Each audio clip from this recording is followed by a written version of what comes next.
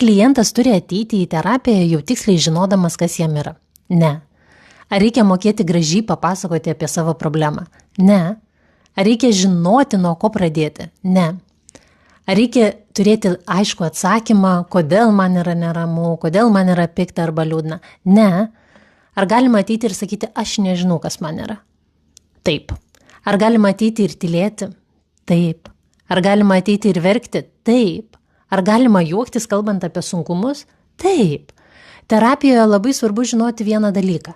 Jūs neturite ateiti pasiruošę būti gerų klientų. Jums nereikia kalbėti teisingai, nereikia jaustis teisingai, nes terapija nėra egzaminas. Tai vieta, kur galima ateiti su tuo, kas yra čia ir dabar, su tuo, kaip jaučiuosi čia ir dabar. Net jeigu tai yra chaosas, net jeigu tai yra tyla, net jeigu tai yra aš nežinau jausmas.